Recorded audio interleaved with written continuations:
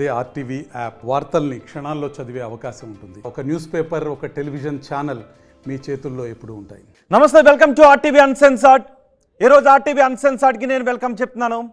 లోక్సత్తా వ్యవస్థాపక అధ్యక్షుడు, మాజీ ఐఏఎస్ అధికారి జయప్రకాష్ నారాయణ గారు. జయప్రకాష్ నారాయణ గారు, వెల్కమ్ టు ఆర్టీవీ అన్సెన్సార్డ్. ప్రజలకు పరిమితులు లేని సేవ చేయాలి అనే ఉద్దేశంతో ఐఏఎస్ హోదాను తృణప్రాయంగా వదిలేసి ఆయన లోక్సత్తాను స్థాపించి రాజకీయాల్లోకి వచ్చారు. ఆ తర్వాత ఆయన ఎమ్మెల్యేగా కూడా ఎన్నికయ్యారు. రాజకీయాల్లో రావాల్సిన మార్పుల గురించి ప్రజల్లో విపరీతమైన చైతన్యం తీసుకుని రావడానికి, ఏ విధంగా సంస్కరణలను అమలు చేయాలి అనే విషయంపై కేంద్ర రాష్ట్ర ప్రభుత్వాలకు ఎన్నో సూచనలు కూడా చేశారు ఆయన. అంతేకాదు, విద్య వైద్యానికి విపరీతమైనటువంటి ప్రయారిటీ ఇవ్వాలి అని కోరుకుంటారు. సమాజంలో ఇంకా రావాల్సిన మార్పులు ఎన్నో ఉన్నాయని ఇప్పటికైనా చెప్తూనే ఉంటారు. సాధారణ ప్రజల దగ్గర నుంచి పాలకుల వరకు ఆయన ఎన్నో సూచనలు చేస్తారు సమాజంలో రావాల్సిన మార్పుల గురించి. జయప్రకాష్ నారాయణ గారు, ఇప్పుడు మనం ఎన్నికల ముంగిట ఉన్నాం. సో ఈ నేపథ్యంలో మన తెలుగు రాష్ట్రాలతో పాటు జాతీయ రాజకీయాలు ఏ విధంగా ఉన్నాయి, ఏ మేర మనం డెవలప్మెంట్ చెందాం, ఏ పార్టీలు మనకి ఏం చేస్తాయి, ఇవన్నీ కూడా మనం మాట్లాడదాం జయప్రకాష్ నారాయణ గారితో. జయప్రకాష్ నారాయణ గారు, ఒక క్వశ్చన్ నేను ఫస్ట్ మీ గురించే అడగాలని అనుకుంటున్నాను. అడగండి.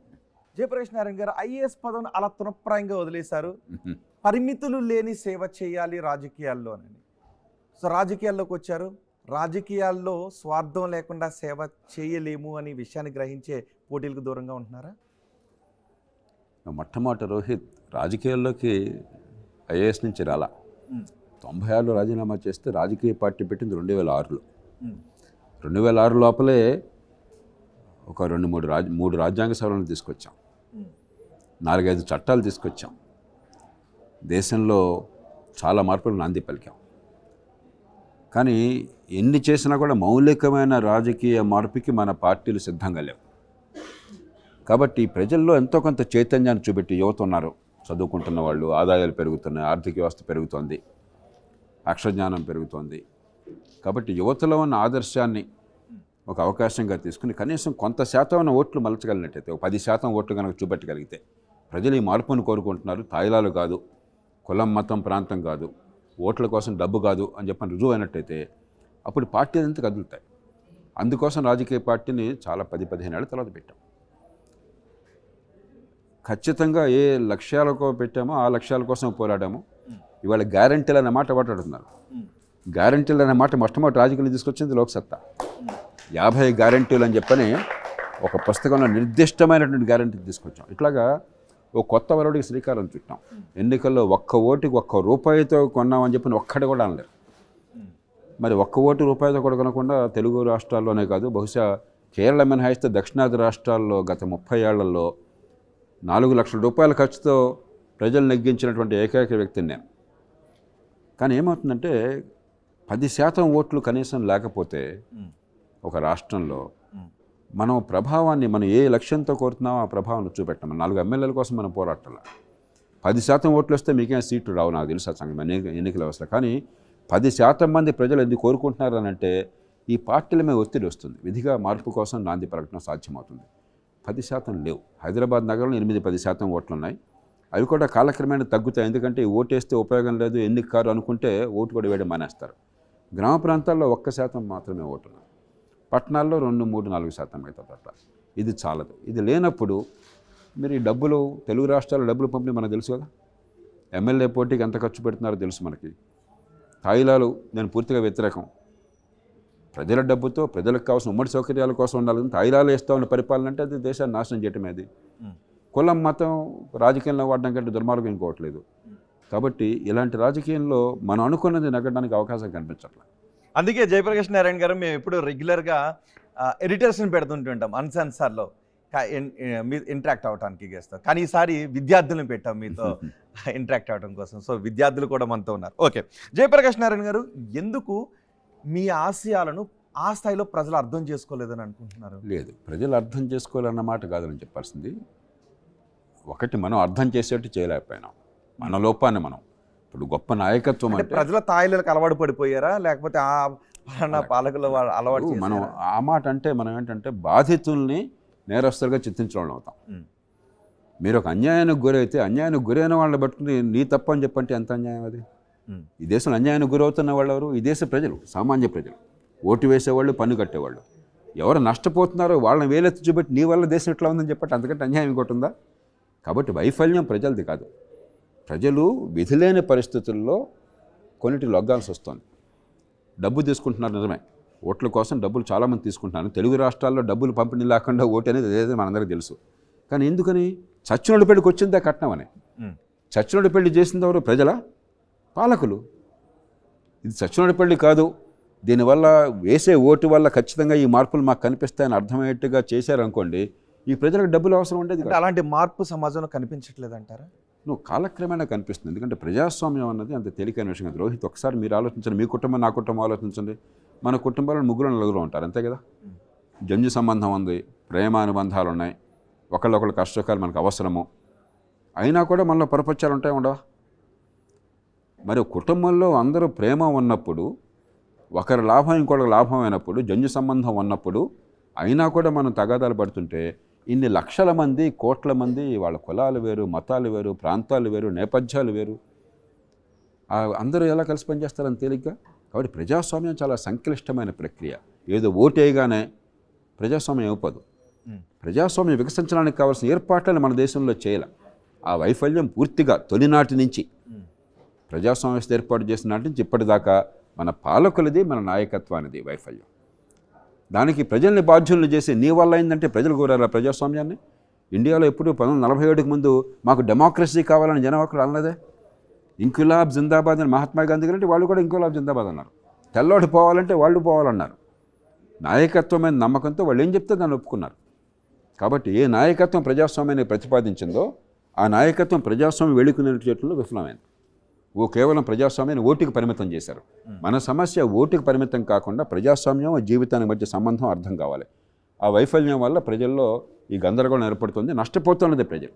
అంటే ఒక మార్పుని తీసుకుని రావాలి అని వచ్చిన మీలాంటి వాళ్ళే ఆ పర్సంటేజ్ ఓటు రావటం లేదు అని వెనక్కు తగ్గితే రాజకీయాల్లో మార్పు ఎప్పుడు వస్తుంది? ఎవరు తీసుకుంటారు? ఖచ్చితంగా వస్తుంది. ఇప్పుడు ఈ 30 ఏళ్లలో కూడా నేను ఐఏఎస్ రాజీనామా చేసి 28 ఏళ్ళు అయింది. ఈ 28 ఏళ్ళలో కూడా చాలా విషయాలు మంచి జరిగినాయి. మనం ఇప్పుడు ఒక కోణం నుంచే చూస్తున్నాం. ఏ ప్రభుత్వంతో మంచి జరిగింది? అన్ని ప్రభుత్వాలు కూడా. ఇప్పుడు అవి తర్వాత చూద్దాం. మీరు ఎలాగో అడుగుతారు, కొన్ని చెప్పాల్సింది చెప్తాను, ఏమైనా చెప్పాలి అక్కడ చెప్తాను. కానీ ఈ ప్రభుత్వం ఆ ప్రభుత్వం పక్కన పెట్టండి. ఆనాడు టెలిఫోన్ లేవండి. ఇవాళ మీలో టెలిఫోన్ లేని వాళ్ళు ఎవరైనా ఉన్నారా? ఆనాడు లంచం లేకుండా పాస్పోర్ట్ వచ్చేది కాదండి. లోక్సత్తా ఏర్పాటు చేశాక కూడా రీజనల్ పాస్పోర్ట్ అవసరం దగ్గర వచ్చి వాపోయారు, సార్ ఈ కారణంగా మేము వెళ్ళకపోతున్నాం అని. ఇవాళ పాస్పోర్ట్ కోసం లంచాలు ఇస్తున్నారు మీరు ఎక్కడ? ఎన్నో రంగాల్లో పరిస్థితి బాగుపడింది. మనం కొన్ని మాత్రం చూస్తున్నాం. టెక్నాలజీ బాగుపడింది, ఆర్థిక వ్యవస్థ పెరిగింది. ఆనాడు నేషనల్ హైవేస్ అంటే ఏంటో తెలియదు మనకి. తుక్కు దారుల్లో మనం వెళుతుంటే పాట్ హోల్స్తో ఉండేది. వాళ్ళు బ్రహ్మాండంగా వచ్చినాయి కదా. 24 hour పవర్ సాధ్యం. ఆ రోజుల్లో ఇలాంటి ప్రోగ్రామ్ అంటే 30 సార్లు జనరేటర్ ఉండాల్సి వచ్చేది. ఇవాళ హాయిగా నడుస్తుంది. కాబట్టి అన్నీ చెడిపోయినాయి కాదు. ప్రజాస్వామ్యం చాలా సంక్లిష్టమైన ప్రక్రియ, చాలా ఓపిక కావాలి. అమెరికా లాంటి దేశంలో కూడా వాడు ఓడిపోయి గెలిచాలని బుకాయిస్తున్నాడు. చాలామంది వాడి మాట నమ్ముతున్నారు. ఎలక్షన్లో ఓట్లు లెక్కించాక అవన్నీ అబద్ధం అని చెప్పని వాదనకి చాలామంది ప్రచారం ఇస్తున్నారు. అంటే అంత సంపన్న దేశంలో, అన్ని 100 సంవత్సరాల చరిత్ర ఉన్న దేశాల్లో కూడా గందరగోళం ఉంటే మన దేశంలో ఒక్కరోజు ఎట్లా వస్తుంది? సమయం పడుతుంది, వేగిరం చేయాలి అంతే తప్ప నిరాశకి తావులేదు. ఒక్కరోజు జరిగే పని కాదు ఇది. మేటేస్తే అనేది కాదు. ఖచ్చితంగా మన ప్రజాస్వామ్యంలో చాలా బలం ఉన్నది, చాలా రోబస్ట్ డెమోక్రసీ ఇది. ప్రజాస్వామ్యంలో నిజాయితీ ఉన్నది. కానీ ప్రజాస్వామ్యంలో చాలా లోపాలు ఉన్నాయి. అట్లా చూడాలి. కానీ ఇది నలుపు తెరుపు కాదు, ఇది ఉంది లేదు కాదు. ఎన్నికలు జరుగుతున్నాయి టైంకి, నిష్పాక్షంగా జరుగుతున్నాయి. ఏ ఒక్క మనిషి కూడా తుపాకీతో బలవంతంగా ఓటేయించాడని చెప్పలేరు ఈ దేశంలో. విజ్ఞతతో వేసినా వేయకపోయినా, డబ్బులు తీసుకుని వేసినా, కులం కోసం వేసినా, డబ్బులు తాయిలాల కోసం వేసినా కూడా మనసు పెట్టినట్టు వేస్తున్నారు, ఫ్రీ విల్ ప్రకారం వేస్తున్నారు. ఓట్లు సరిగ్గా లెక్కెడుతున్నారు. ఎక్కడ దొంగ లెక్కలు అన్నది ఎవరో పిచ్చివాళ్ళు చెప్తారు. ఓడిపోయినవాడు ఏదో డ్రామాలు ఆడతాడు, కానీ అదే అబద్ధం. నెగ్గిన వాడిని అందరూ ఒప్పుకుంటున్నారు, మీరు నెగ్గారు అని చెప్పని. నెగ్గినవాడు నెగ్గలేదు అంటలేదు, నెగ్గినవాడు అధికారంలోకి వస్తున్నాడు. కాబట్టి ప్రజాస్వామ్యంలో చాలా బలాలు ఉన్నాయి, బలహీనతలు కూడా ఉన్నాయి. బలహీనతలు సవరించాలి. అంతేగాని ఇదేదో పూర్తిగా నాశనం అయిపోయింది. మన దేశంలో ఏంటంటే నేను పదవిలో ఉంటే అంత బాగుంది, నా పదవి లేకపోతే అంత నాశనం అయింది. ఇది చాలా మూర్ఖుల ఆలోచన. నా వ్యక్తిగత లాభ నష్టాలతో సంబంధం లేకుండా వ్యవస్థను చాలా నిజాయితీగా పరిశీలించాలి. ఏం జరుగుతోంది, ఎక్కడ పొరపాట్లు జరుగుతున్నాయి, ఎందుకు జరుగుతున్నాయి, ఎలా సవరించాలి, ఎలా మార్చాలి. అంతే తప్ప ఏదో మామూలుగా ప్రతిపక్షాలు అధికార పక్షాలు మాట్లాడు అధికారంలో ఉన్నవాడేమో అంతా అద్భుతం స్వర్గం అంటాడు, ప్రతిపక్షం అంతా నరకం అంటాడు. రెండు అబద్ధాలే.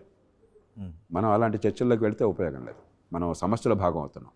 మన బతుకులు సుందరం చేయటంలో ఉంది. మన సంపాదన ఉమ్మడి శక్తిని అవసరాల పెంచడంలో ఉంది. కోసం నిర్మించినటువంటి వసతులను బలహీనలు ఎక్కడైతే ఉపయోగించుకోలేకపోతున్నారో వాళ్ళకి కొన్ని సంక్షేమ పథకాలను అమలు చేయడం ద్వారా ఈ ఉమ్మడి అవసరాలను ఏర్పాట్లు చేశారు. వాటిని ఉపయోగించుకునేలా చేయడాన్ని సంక్షేమ పథకాలు. బ్రహ్మాండంగా చెప్పారు. రెండు విషయాలు. అసలు నీ పని నువ్వు చేయకుండా, నీకు పన్నులు ఎందుకు కడుతున్నానో, ఓటు ఎందుకు వేస్తున్నానో ఆ పనులు నువ్వు చేయకుండా వేరే పనులు చేసి పని చేశానంటే మోసం ఇంకోట్లేదు. మీరు ఇంట్లో వంట మనిషిని పెట్టుకున్నారు, వాడికి వంట రాదు, లేకపోతే వంట చేయాలంటే బద్ధకం వాడికి, కానీ వంటలో మాత్రం దినుసులు కొనటంలో డబ్బులు మింగేస్తున్నాడు. వంట పని చేయకుండా మిగతా అన్నీ చేసి పెడతానని నటిస్తున్నాడు వాడు. పెట్టుకున్నది వంట కోసం. నీ పని నువ్వు ఆడవాలి, గుర్రం పని గుర్రం చేయాలి, గాడిద పని గాడిద చేయాలిగా ముందు. అసలు ఇంట్లో వంట చేయకపోతే పొయ్యిలో పిల్లలు అవ్వదు కదా, ఆకలి నిండదు కదా. ఇంకోటి ఎందుకు పెట్టుకున్నాను, డ్రైవర్గా పెట్టుకున్నాను. నాకు కావాల్సింది కారు బాగా ఎఫెక్టివ్గా సమర్థంగా సురక్షితంగా డ్రైవ్ చేయాలి. నాకు అది చేయనండి, కానీ పై కబుర్లని చెప్తానండి, నీతో వచ్చి బాతాకానీ చేస్తానండి అంటే నాకు ఉపయోగం ఏంటి? కాబట్టి మొట్టమొదటిది నీ పని నువ్వు చేస్తున్నావు, అది ఎందుకు నేను పెట్టుకున్నాను. రెండోది, అసలు సంక్షేమం తాత్కాలికంగా అవసరం ఉన్న వాళ్ళకి సాయం చేయొద్దని ఎవరు అనరు. అందులో ప్రజాస్వామ్యంలో అది సాధ్యం కాదు. ఎందుకంటే ఇంత పేదరికం ఉన్న సమాజంలో అందరినీ కూడా కలుపుకొని మీకు వ్యవస్థలో భాగం అన్నది, నీకు భవిష్యత్తును నమ్మకాన్ని కలిగించాలి. తాత్కాలికం కొంత సాయం అవసరం, కానీ ఏ మేరకు అవసరం?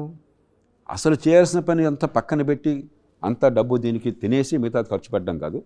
రెండోది, పిల్లల మీద భారం వేసి నీకు వచ్చే ఆదాయం 100 రూపాయలు అయితే 100 రూపాయలతో ఖర్చు పెట్టకుండా ఇంకో 100 రూపాయలు అప్పు చేసిన డబ్బు మన కుటుంబాల్లో అప్పు చేసాం అనుకోండి, మీ తల్లిదండ్రులు ఎవరైనా అడగండి, వాళ్ళు అప్పు చేయాల్సి వస్తే అప్పు డబ్బును మీ పొద్దున మీ భవిష్యత్తు బాగుండటం కోసం దానికోసం పెట్టుబడులు పెట్టాలి. అయితే మంచి విద్య కోసం ఖర్చు పెట్టాలి, లేకపోతే మంచి ఇళ్ల స్థలం కొనుక్కోవాలా, లేకపోతే డబ్బుని స్టాక్ మార్కెట్లో పెట్టాలా, లేకపోతే బ్యాంకుల్లో పెట్టి జాగ్రత్తగా కాపాడాలా. ఏదో రకంగా రేపు పొద్దున మీ సంపాదన శక్తి పెరగాల, మీకు అసెట్స్ రావాలా.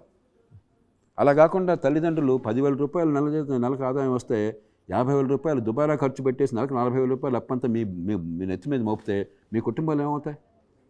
వీళ్ళు ఆ పని చేస్తున్నారు. కాబట్టి సంక్షేమం అన్నది ఒకవేళ తాత్కాలిక అవసరాలు తీర్చడం కోసం అవసరమైనా కూడా మీకు వచ్చే పన్నుల ఆదాయం మొత్తంలో, రాష్ట్రంలో మీకు వచ్చే ఆదాయం కావచ్చు, ఢిల్లీ నుంచి మీకు వచ్చే పన్నుల్లో వాటా కావచ్చు, దాని లోపల జీతభత్యాలు, ఈ సంక్షేమం, మిగతావంతా ఖర్చు పెట్టండి. ఓకే. అప్పు చేసి పప్పు కూడా తింటే, అప్పు చేసిన డబ్బు రేపొద్దున ఆస్తులు పెంచకుండా పిల్లల భవిష్యత్తును కాపాడకుండా చేస్తే సంక్షేమం కాదు, గుదిబండ పిల్లల నెత్తమే పెడుతున్నారు. ఓకే, పిల్లలు ఏమనుకుంటున్నారు? నాశనం చేస్తున్నారు. ఓకే, పిల్లలు ఏమనుకుంటున్నారు చూద్దాం ఒకసారి. వాళ్ళ నుంచి క్వశ్చన్స్ తీసుకుందాం. ఎవరు మాట్లాడుతున్నారు? ఇప్పుడు 2014లో ఆంధ్రప్రదేశ్ తెలంగాణ విడిపోయింది. అప్పుడు తెలంగాణ బడ్జెట్ సర్ప్లస్లో ఉంది. ఆంధ్రప్రదేశ్ బడ్జెట్ ఫస్ట్ బడ్జెట్ 1,11,000 బడ్జెట్తో వచ్చింది. రీసెంట్గా చూస్తే 2,86,000 కోట్లకి వెళ్ళింది. ఇప్పుడు వాస్తవంగా ఇప్పుడున్న పరిస్థితులను గమనిస్తే ఒకప్పుడు మిగులు బడ్జెట్కు ఉన్నటువంటి తెలంగాణ అప్పుల బాధల్లో ఉంది. అదేవిధంగా ఆంధ్రప్రదేశ్లో కూడా సంక్షేమం అనే పేరుతో అప్పులు పెంచుతున్నారు. పన్నులు కట్టినప్పటికీ పేద ప్రజల మధ్యనే పడుతుంది సార్ వాటికి. రోహిత్, 2 అంశాలు. మొట్టమొదటి దాన్ని యూపీ ప్రస్తావన తీసుకొచ్చారు. ఉత్తరప్రదేశ్, ఒరిస్సా 2 రాష్ట్రాలు తీసుకోండి, పేద రాష్ట్రాలు, మనకంటే తక్కువ తలసరి ఆదాయం మనలో సగం ఉంటుంది. తెలంగాణ 2,70,000 3 లక్షలు ఉంటే యూపీలో 1,09,000, మనలో 30%, 35% యూపీ. కానీ 74,000 కోట్ల రూపాయలు రెవెన్యూలో మిగులు, అంటే రోజువారీ ఆదాయము, రోజువారీ ఖర్చు. సంక్షేమం లేదా? యూపీలో బ్రహ్మాండంగా సంక్షేమం ఇస్తున్నారు. సంక్షేమం వద్దున ఎవరు అనరు, సమర్థంగా ఇస్తున్నారు, నిజాయితీగా ఇస్తున్నారు, సంక్షేమం ఇస్తున్నారు, రాజకీయంగా ప్రజల మన్నను పొందుతున్నారు. అదే సమయంలో రెవెన్యూలో మిగులు చూపెట్టి అప్పులు చేసి అప్పుల డబ్బు, ఈ మిగులు డబ్బు మొత్తం మళ్ళీ రేపటి కోసం పెట్టుబడి పెడుతున్నారు. అది పిల్లల్ని ప్రేమించే తల్లిదండ్రులు చేసే పని. అలాగే ఒరిస్సాలో 26,000 కోట్లు ఏడాదికి రెవెన్యూలో మిగులు.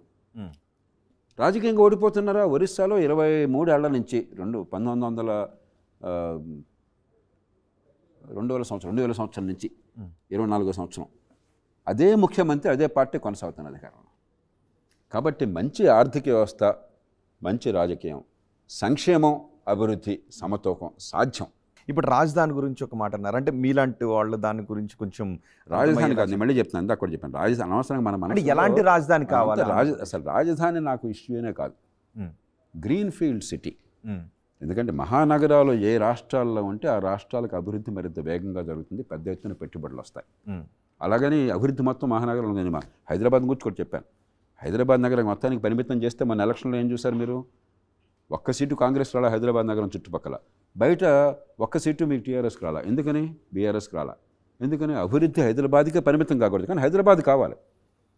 అంటే హైదరాబాద్ వద్దని కాదు, ఒక మహానగరం ఉన్నట్టయితే ప్రపంచ స్థాయి పెట్టుబడులు కానీ టాలెంట్ కానీ వస్తాయి. మనం ఉన్న సిటీస్లో ఈ దుర్గంధంలో, ఈ డ్రైనేజ్ సమస్యలో, ఈ ట్రాఫిక్ సమస్యల్లో గ్రీన్ఫీల్డ్ సిటీ లేకుండా పెట్టుబడులు రావు. కానీ అది అధికార కేంద్రానికి చిహ్నం కాకూడదు. మన మనసుల్లో అధికారము, ఆర్థిక వ్యవస్థ, సంస్కృతి, విద్య, ఆరోగ్యం అన్నీ ఒక్కచోట ఉండాలి. మిగతా వాళ్ళంతా బెకార్లు కావాలా. నేను దానికి వ్యతిరేకం. ఒక గ్రీన్ఫీల్డ్ సిటీ అవసరం, దానికి గట్టి ఏర్పాట్లు జరిగినాయి.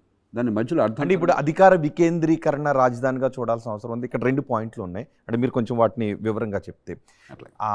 డబ్బులే లేని చోట ఒక మహానగరాన్ని నిర్మించడం అసాధ్యమైన పరిస్థితుల్లో ఆల్రెడీ ఉన్నటువంటి నగరం, పోర్ట్ సిటీ, అభివృద్ధికి ఆస్కారం ఉన్న చోట పెడుతున్నానని చెప్తున్నారు. 2 అధికార వికేంద్రీకరణ కూడా దీని ద్వారా జరుగుతుందని అంటున్నారు. ఏ విధంగా చూడాలి దాన్ని? విశాఖపట్నంలో నేను నిర్వహించని పదవులు లేవు. వీళ్ళల్లో చాలామంది పుట్టక మునుపు, వీళ్ళు పుట్టలో అదే పుడితే ఇంత పసిపాపలు ఉంటారు. విశాఖ నాకు చాలా ప్రేమాస్పదమైన నగరం. 8,000 మంది యువతకి దేశ చరిత్రలో మొట్టమొదటిసారిగా విశాఖ స్టీల్ ప్లాంట్ నిర్వాసిత కుటుంబాలకి శాశ్వత ప్రాతిపదికన ఉపాధి కల్పించే దేశంలో ఇంకక్కడ జరగాలి, అప్పటికిప్పుడు జరగదు. ఆ నగర భవిష్యత్తుకి పునాదులు వేసిన వాళ్ళని ఒకడిని. కాబట్టి ఆ నగరం బాగుపడితే నాకంటే సంతోషించే వాళ్ళు ఎవరు ఉంటారు. కానీ తొగ్గులక్కలాగా ఒకరోజు రాజధాని ఇది కాదు, మళ్ళీ ఇది, ఇంకోటి ఇది. ఏది తొగ్గులక్క ప్రభుత్వం అంటే? తొగ్గులకు ఎందుకని? తొగ్గులక్క గురించి చరిత్రలో మంచిగా అయిపోయింది అనుకుంటారు మీరు. ఆ పేరు మీకు చరిత్ర ఏం తెలియకపోయినా కూడా ఆయన పేరు మాట్లాడితే అర్థం ఏంటి? తలతెక్క పరిపాలన అని. ఒకరోజు రాజధాని ఇది కాదు, మళ్ళీ ఇది తర్వాత. పోనీ 5 ఏళ్లలో వైజాగ్ ఏమైనా చేశారు? మిగతా రాజధానులు అనుకుని మీరు ఏమైనా చేశారా? పోలవరం కట్టారా? బ్రహ్మాండంగా నడుస్తుంది పోలవరం. ఇంకో ఏడాదిలో ఫేజ్ 1 అయిపోతుందని ఆశపడ్డాను. మొదట్లో ఒక ఆలస్యమైంది. ఆలస్యమైతే విమర్శించినవాడిని నేను, తర్వాత వేగంగా జరిగితే సమర్థించినవాడిని నేను, మెచ్చుకున్నవాడిని నేను. కాబట్టి మాటలు కాదు కావాల్సింది, మన కళ్ళ ముందు సాక్ష్యాలు. వాడి కులం ఏమిటి, మతం ఏమిటి, పార్టీ ఏమిటి, ప్రాంతం ఏమిటి నాకు అనవసరం. నా గురించి తెలిసిన వాళ్ళందరికీ ఈ విషయం తెలుసు కదా. తెలంగాణ కావచ్చు, ఆంధ్ర కావచ్చు, ఈవేళ శ్రీకాకుళం జిల్లాలో ఇచ్చాపురం దగ్గర నుంచి మీకు తమిళనాడు బార్డర్లో తడదాకా, లేకపోతే కర్ణాటక బార్డర్లో హిందూపురం దాకా, లేకపోతే కర్ణాటక బార్డర్లో మహబూబ్నగర్ దాకా, మహారాష్ట్ర బార్డర్లో ఆదిలాబాద్ దాకా, తెలుగు నేల మీద అబద్ధాలు ఆడకుండా మాట్లాడతాడు అన్ని ప్రాంతాల్లో గౌరవించేవాళ్ళు ఎవరినో అంటే నేను ఒక్కడిని ఉంటాను. మిగతా వాళ్ళందరూ ఈ ఊళ్ళో మాట, ఆ ఊళ్ళో మాట, ఈ పార్టీలో మాట. కాబట్టి నాకు రాగద్వేషాలు లేవు. పోటీ రాజకీయాల నుంచి అందుకే తప్పుకున్నారు. అందుకనే, ఎందుకంటే దీంట్లో అబద్ధాలు ఆడితే తప్ప రాజకీయం కాదు, డబ్బులు పంచితే తప్ప రాజకీయం కాదంటే అది నా దృష్టిలో రాజకీయం కాదు. నిజమైన రాజకీయం యువత తీసుకొస్తారు. ఒక 5 ఏళ్ళకో 10 ఏళ్ళకో 15 ఏళ్ళకి తీసుకొస్తారు. వచ్చే తరం బాగుపడుతుంది. మరో క్వశ్చన్ యువత నుంచి దగ్గర నుంచి తీసుకుందా? ఎవరు మాట్లాడుతున్నారు? Good afternoon sir, I'm Abhishek. I'm from Matrusri engineering college. So మనకు రీసెంట్గా బయటపడ్డ స్కామ్ ఒకటి, 850 ఎకరాలు ఒక ప్రైవేట్ లిమిటెడ్ కంపెనీ తీసుకుంది ఒక 2003లో. సో మీరు బయటపెట్టిన 2G స్పెక్ట్రమ్ స్కామ్ కావచ్చు, ఇలాంటి స్కామ్స్లో రాజకీయ నాయకులు ప్రైవేట్ లిమిటెడ్ కంపెనీస్కి ఫేవర్ చేస్తున్నారు. సో ఈ రాజకీయ నాయకులకి ఏ చట్టం కింద శిక్ష పడాలి? లోక్పాల, లోకయుక్తనా? మొట్టమొదట అధికార దుర్వినియోగం అనేది అధికారం ఎక్కడుంటే అక్కడ ఉంటుంది. మనం ఎట్లా నిరోధించగలమంటే ఒక 2G స్పెక్ట్రమ్ మాట్లాడాను మీరు, అదే గొప్ప ఉదాహరణ. ముందు శిక్ష తర్వాత చూద్దాం. మన దేశంలో వెంటనే ముందు మన ఆవేశం ఏంటంటే శిక్ష వేయండి, జైల్లో పెట్టండి. జైలు లేదు, పాడు లేదు. అరే ప్రధానమంత్రిని హత్య చేస్తే ఈ దేశంలో శిక్ష పడడానికి 18 ఏళ్ళు పట్టింది చూడరా. ప్రధానమంత్రిని చంపేస్తే ఈ కేసులో శిక్ష పడుతున్న నమ్మకం మీకుందా? నాకు లేదు. నిజాయితీగా మాట్లాడుకుందాం. ఈ రోజుల్లో శిక్ష అనేది లేదు, ప్రాసెస్సే శిక్ష. జైల్లో పెట్టా, అరెస్ట్ చేశా, బెయిల్ లేదు, అది శిక్ష. శిక్ష పడలా. 2G స్పెక్ట్రమ్ అంత జరిగితే అక్కడ దానిలో నేరారోపణ జరిగిన దాని మీద బాలు ఇప్పుడు కూడా హాయిగా తిరుగుతున్నాడు. కొంతకాలం పాటు జైల్లో ఉన్నారు, బయటికి మళ్ళీ ఇలా ఊపితే దండలేసుకొచ్చారు, మళ్ళీ ఎన్నికయ్యారు, అలా కొనసాగుతున్నారు. అందుకే నేను ఆనాడు ఏం చేశాను, శిక్ష పడడం సంగతి తర్వాత అని డ్రామాలు ఆడుతున్నాము, రాజకీయంగా ఒకనాడు తిట్టుకుంటున్నారు అంతేను, కనీసం 2G స్పెక్ట్రంలో రేపటి నుంచి ఇలాంటి అవినీతి లేకుండా ఏర్పాటు చేయాలని చెప్పి దేశంలో మహామహులందరికీ ఫోన్లు చేశాం. 24 గంటల్లో దేశంలో అత్యున్నత స్థాయిలో ఉన్నవాళ్ళు, నిజాయితీకి విశ్వసనీయతకి పేరొందిన వాళ్ళందరూ కూడా ఒప్పుకున్నారు. 15 మందిని కలిసి వాళ్ళకి నాయకత్వాన్ని సుప్రీంకోర్టుకి వెళ్ళి ఈ 122 లైసెన్సులు క్యాన్సిల్ చేసేయండి, ఇక ముందు అవినీతికి ఆస్కారం లేకుండా ఓపెన్ కాంపిటేటివ్ బిడ్డింగ్ పెట్టండి. ఇప్పుడు ఏం చేశారు, ఆశ్రిత పక్షపాతం, నీ మొహం చూసి ఇచ్చేశారు, ఇంకోటి మొహం చేసి ఇవ్వకుండా చేశారు. మరి లంచం లేకుండా ఎట్లా ఉంటుంది? నేను కోర్టుకి చెప్పాను, లంచం రుజువు కావక్కర్లా, నాకు అనవసరం, ది ప్రాసెస్ ఈజ్ ఆర్బిట్రరీ, ఇష్టం వచ్చినట్టుగా చేశారు. ప్రజాస్వామ్యంలో ఇష్టం వచ్చినట్టు చేసే శక్తి ఎవరికి లేదు. కాబట్టి పారదర్శకంగా పోటీ పెట్టండి, బహిరంగ వేలం పెట్టండి. అప్పటి నుంచి ఇప్పటిదాకా స్పెక్ట్రమ్ ఎలకేషన్ భారతదేశంలో బహిరంగ వేలం ద్వారా జరుగుతుంది. నేను గుండె మీద చేసి చెప్పగలను, ఒక్క స్పెక్ట్రంలో కూడా ఒక్క పైసా కూడా ఆ రోజు నుంచి ఈ రోజు దాకా అవినీతి లేదు. కాబట్టి మనం వ్యవస్థాగతంగా ముందు అవినీతి లేని ఏర్పాటు చేయడం ఎట్లాగా ఆలోచిద్దాం. వాడి మీద కస్తూ వాడిని జైల్లో పెడదాం, ఇండు కొడదాం, వాడి మీద రస్తారోకో చేద్దాం, రోడ్డు మేకలు గొడవలు చేద్దాం, మనం దీనిలో పడిపోతున్నాం. అప్పుడు లోక్పాల్ అని చెప్పని ఏదో ఆలోచన చేశారు, నేను కూడా సమర్థించాను. లోక్పాల్ చట్టం వచ్చిన చివరికి నా ప్రతిపాదనల నుంచే, ఇప్పుడు మన మిత్రులు అన్నా హజారే మిగతా వాళ్ళు ప్రతిపాదించింది మంచి ఉద్దేశం అయినా కూడా లోతైన ఆలోచన లేకుండా గోమాసు మరి బంట్రోత్ దగ్గర నుంచి ప్రధానమంత్రి దాకా ఒకే లోక్పాల్ చూస్తాడంటే, బంట్రోత్ ప్రధానమంత్రిని ఒక్క మనిషి చూస్తే ఈ దేశంలో సాధ్యమా? 2 కోట్ల మంది పైగా ఉద్యోగులు ఉన్నారు. ఆ లోక్పాల్ పనికొస్తుందా? ఉన్నత స్థాయిలో ఉన్న వాళ్ళు అవినీతిని అడ్డుకోవడం కోసం, జవాబుదారితనం కోసం ఏర్పాటు చేస్తుంది. మనం ఏదో జనంలో ఏంటంటే పాపం ఆవేశపరులు ఈ ప్రజలకు విషయాలు అర్థం కావు, ఏదో గందరగోళం చేశారు జన లోక్పాలన పేరుతో, చాలా తప్పది. నేను మిమ్మల్ని ఒక క్వశ్చన్ అడగాలనుకుంటున్నాను. 2014 తర్వాత తెలంగాణ, ఆంధ్రప్రదేశ్ ఎవరి పరిపాలన వాళ్ళు సాగించుకుంటున్నారు? మీ దగ్గర నెంబర్స్ ఉన్నాయి, మార్క్స్ అడగాలని అనుకుంటున్నాను. 2014 నుంచి 19 వరకు ఆంధ్రప్రదేశ్లో పాలనకి మీరు ఎన్ని మార్కులు వేస్తారు? ఆంధ్రప్రదేశ్లో 2014 నుంచి 19 వరకు ఆంధ్రప్రదేశ్ పాలనకి మీ దగ్గర ఏ నెంబర్స్ ఉన్నాయి, కార్డ్స్ ఉన్నాయి? ఒక కార్డు చూపెట్టమంటారా? ఓకే, చాయిసెస్ ఇవా? 5 హైయెస్టా? ఎస్.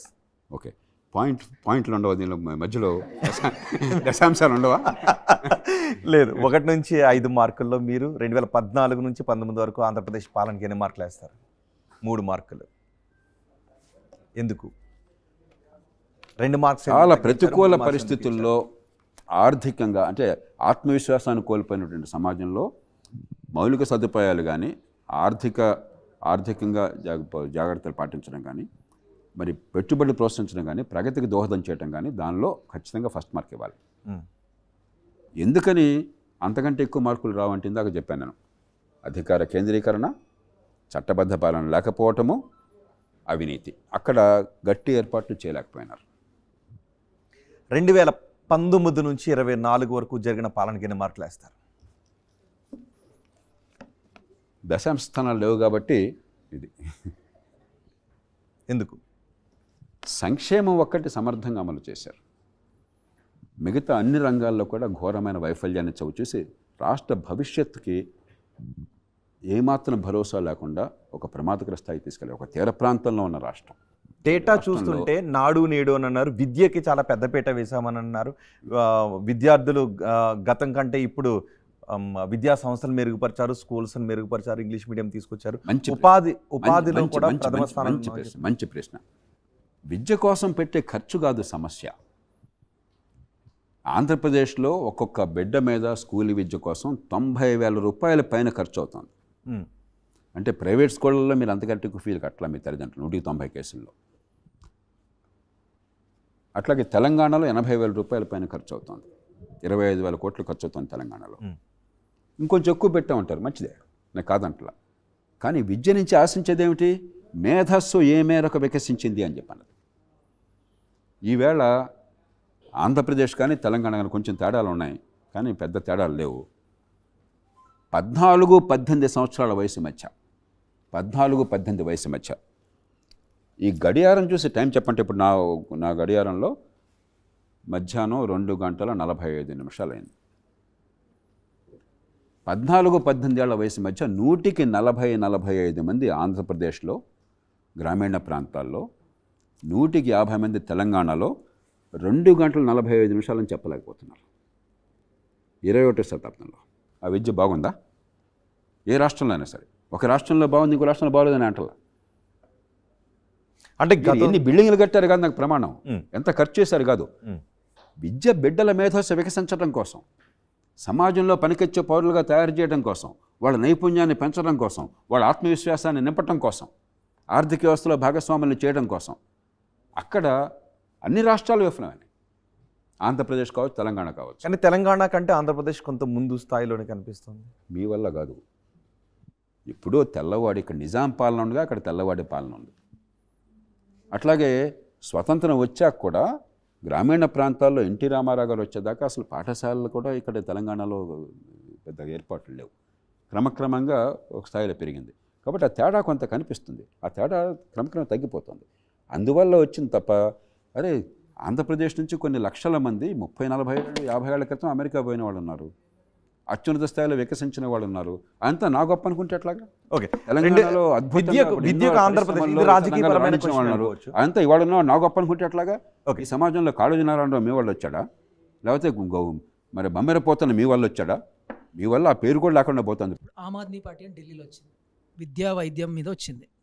ఒక ఎగ్జాంపుల్ ఏంది అంటే, ఒక దగ్గర 333 స్టూడెంట్స్ ఒక్కటే విద్యా సంవత్సరంలో ప్రభుత్వ పాఠశాలలో చదువుకున్న వాళ్ళు IITJEEకి సెలెక్ట్ అయినారు. చాలామంది ఆటోలు వెళ్తుంటే అడిగిన, చాలామంది ఆటో వాళ్ళు, రిక్షా వాళ్ళు, పేద తల్లిదండ్రులు ప్రైవేట్ స్కూళ్ళ నుంచి తీసేసి గవర్నమెంట్ స్కూళ్ళల్లో వేసిండ్రు. అట్లాంటి స్టాండర్డ్ సెట్ చేసిండు. దాన్ని మన తెలుగు రాష్ట్రాల్లో ఇంప్లిమెంట్ చేయడానికి ట్రై చేసిండు. ఇక్కడ మొహల్లా రాష్ట్రాల్లో కూడా దాని అమలు అనుసరించే ప్రయత్నం చేస్తారు. ట్రై చేసిండు. ఇప్పుడు మొహల్లా క్లినిక్స్ అంటే ఇక్కడ కేసీఆర్ గారు కొన్ని బస్తీ దవాఖానాలను తెచ్చిండ్రు. ఇప్పుడు మనం ఏపీ తీసుకున్నాం అనుకోండి, విలేజ్ క్లినిక్స్ అని ఒకటి తీసుకొచ్చినారు. నాకు ఒక సందేహం దాంట్లో ఏంటి అంటే, మీరు 2014-15లో హెల్త్ ఫర్ ఆల్ అని ఒక డాక్యుమెంట్ తయారు చేసి నేను అప్పట్లో చూసినాను. చాలా పెద్ద మూమెంట్ వచ్చింది దానికి. ఢిల్లీలో కూడా మీరు ఇచ్చారు, ఇక్కడ స్టేట్ గవర్నమెంట్స్ కూడా ఇచ్చే ప్రయత్నం చేశారు. దాంట్లో ఒక 2 ప్రధాన అంశాలు నాకు కనిపించినాయి. ఒకటేమో ప్రివెంటివ్ హెల్త్ కేర్. మీరు ఊకే మమ్స్ మీజల్లా ఒక వ్యాక్సిన్ గురించి మాట్లాడతారు, MMR వ్యాక్సిన్ అని. ప్రివెంటివ్ హెల్త్ కేర్ కొంత ఏపీలో కొంచెం విలేజ్ క్లినిక్స్ ద్వారా చేస్తున్నారని ఒక చెప్తున్నారు, అదొకటి. రెండోది ఫ్యామిలీ డాక్టర్స్ అనేది ఒక కాన్సెప్ట్. అది patent rights, copy rights, brand అంతా మీది. ఇప్పుడు భారతదేశంలో ఎవరు ఫ్యామిలీ డాక్టర్ కాన్సెప్ట్ ఫాలో అవుతలేరు. ఈ మధ్య వినిపిస్తున్నది, కొంచెం ఏపీలో వినిపిస్తున్నది. మరి దానికి మీదేమన్నా కాపీ కట్టినా సార్? ఫస్ట్ క్వశ్చన్ అది హెల్త్ కేర్లో. రెండోది ఎడ్యుకేషన్లో, ఇప్పుడు మనం కేరళ అంటే టాప్ ముందు నుంచి కూడా, ఢిల్లీ వరకు వెళ్ళినాం. ఈ మధ్యకాలంలో అంటే మీరు ఒక 20 ఏళ్ళ నుంచి హెల్త్ కేర్ ఎడ్యుకేషన్ అని చెప్తారు. వేరే దేశాల నుంచి కంపేర్ చేస్తున్నారు. ఒక్క ఇన్సిడెంట్ నాకు బాగా తగిలింది సార్, ఫ్రాంక్గా మాట్లాడు. సరే ఆయన ఏం పరిపాలన చేస్తుండే అంతా నాకు తెలియదు, కానీ ఎడ్యుకేషన్లో నాడు నేడు అని ప్రోగ్రామ్ తను చెప్పారు, అద్భుతంగా కొత్త అది తీసుకొచ్చారు ఇన్ఫ్రాస్ట్రక్చర్. నేను తిరుపతికి వెళ్ళిన, ఒక ఆమె తీసుకొచ్చి ట్యాబ్ల అంటే టెక్నాలజీ వాడుతున్నారు, కొత్తగా వచ్చినాయి. ఒక్క ఇన్సిడెంట్ నెల్లూరులో మా తెలిసిన అతను సార్, ఆయనే గవర్నమెంట్ స్కూల్లో పనిచేస్తాడు. వాళ్ళ పిల్లోడిని ప్రైవేట్ స్కూల్లో చదివించేది వెంకటగిరిలో. ప్రైవేట్ స్కూల్ నుంచి తీసేసి ఈ మధ్యకాలంలో గవర్నమెంట్ స్కూల్లో వేసిండంట. నేను ఆశ్చర్యపోయినా, అసలు ఎట్లా సాధ్యము? అంటే మంచిగా ఉంటేనే కదా సార్. సో ఒకసారి మీరు ఏపీలో ఎడ్యుకేషను, కేరళలో ఎడ్యుకేషను, ఢిల్లీ ఎడ్యుకేషను, మన తెలంగాణలో ఎడ్యుకేషన్ సిస్టమ్, హెల్త్ కేర్ గురించి ఒకసారి. ఇది క్లుప్తంగా నేను మాట్లాడతాను. మామూలుగా ఏమవుతుందంటే, చాలా విచిత్రమైనది తెలుగు రాష్ట్రాల్లో, చాలా రాష్ట్రాలు జరుగుతుంది. అది ఏపీ, తెలంగాణ కూడా జరుగుతుంది. ప్రైమరీ స్కూల్కేమో నిరుపేదలు సైతం, రిక్షా కార్మికులు, తోపుడు బళ్ళ వాళ్ళు కూడా ప్రైమరీ స్కూల్కేమో ప్రైవేట్ స్కూల్కి పంపిస్తున్నారు. అవన్నీ పెద్ద హై ఎండ్ స్కూల్స్ కూడా కాదు. 5,000 ఏడాదికి, 10,000, 8,000, కొన్ని సందర్భాల్లో 3,000 అట్లాగా. ఏదో కొంతమంది ఒప్పుకున్నాడు 30,000, 40,000, 50,000 అలా కూడా చేస్తున్నారు. ట్యాక్సీ డ్రైవర్ 80,000 రూపాయలు ఖర్చు పెట్టిన నాకు తెలుసు. ఇప్పుడు సర్పంచ్ గారిని నేను కనుక్కుంటే ఆయన 2 లక్షల రూపాయలు అబ్బాయికి ఇంటర్మీడియట్, 1 లక్ష రూపాయలు అమ్మాయికి 10th క్లాసు ఖర్చు అవుతుంది. మనం గతిలేక చేస్తున్నాం మనం. కానీ ప్రైమరీ స్కూల్లోనేమో ప్రైవేట్ స్కూల్కి వెళ్తున్నారు. నిరుపేదలకు ఏమవుతుందంటే, 4-5 ఏళ్ళు స్కూల్కి వెళ్ళినా కూడా, ఏ స్కూల్కి వెళ్ళినా పెద్దగా పిల్లలకి తెలివితేటలు వికసించట్లా. దానికి మీరు చదువు అక్కర్లా, తల్లిదండ్రులు చదువు లేకపోయినా ఇంగిత జ్ఞానంతో పిల్లలు కాస్త నేర్చుకుంటున్నారా లేదా అనేది అర్థమైపోతుంది. దాంతో ఎందుకు ఈ డబ్బు వేస్ట్ అని హై స్కూల్కి వచ్చేసరికి, హై స్కూల్కి ఒక వాతావరణం ఉంటుంది. ప్రైమరీ స్కూల్ ఏమో విసినేట్లు ఉండి 10 మంది పిల్లలు ఉండి, ఒకటే టీచర్ ఉండి, అది 2 టీచర్లు ఉండి, ఆయన వస్తాడో తెలియదు, వేరే క్లాస్ రూమ్స్ కూడా ఉండవు. కానీ హై స్కూల్ అనగానే ఒక వాతావరణం, క్లాస్ రూమ్స్, కానీ మౌలికమైన సదుపాయాలు కొంతమేరకు, 7-8 మంది టీచర్లు ఉంటారు. కాబట్టి అక్కడ పెడుతున్నారు. ఖర్చు పెద్దగా ఉండదు, వచ్చిందేదో వస్తుందని చెప్పాను. దాన్ని వీళ్ళ గొప్పతనంగా మనం భావించకూడదు. అందులో మౌలిక సదుపాయాలు మరింత అందంగా కనిపించినాయి అనుకోండి, ఇక్కడ బదులు ఇక్కడ పెడతామని వస్తారు. కానీ మనం చూడాల్సింది ఫైనల్గా ఏ మేరకు బుద్ధి వికసిస్తోంది. ప్రతి సంవత్సరం అసర్ సర్వేలు ఉన్నాయి, annual status of education report అని అంటారు. 2005లో ఈ దేశంలో మొట్టమొదటిసారిగా అసర్ రిపోర్ట్ని జాతీయ స్థాయిలో నేను విడుదల చేశాను. నేను ఆనాటి ప్రణాళిక సంఘం ఉపాధ్యక్షుడు, deputy chairman planning commission Montek Singh Ahluwalia, మేమిద్దరం ఢిల్లీలో కాన్స్టిట్యూషన్ హౌస్లో విడుదల చేశాం. అక్కడి నుంచి ప్రతి సంవత్సరం నేను చెప్పిన అంకెలన్నీ కూడా ఆ సర్వేల నుంచి వచ్చినాయి. నా సొంతంగా బుర్ర నుంచి పుట్టిన అంకెలు కాదు ఇవి, చాలా ప్రామాణికమైనటువంటి అంకెలు. అట్లాగే ప్రభుత్వమే చేసే సర్వేలు ఉన్నాయి, నేషనల్ అచీవ్మెంట్ సర్వే అంటారు, ప్రభుత్వం స్వయంగా చేస్తుంది. ఆ సర్వేల ప్రకారం ఉదాహరణకి 9వ తరగతిలో 125 మందికి 9వ తరగతి స్థాయి ప్రమాణాలు ఉన్నాయి, వాళ్ళే చెప్తున్నారు.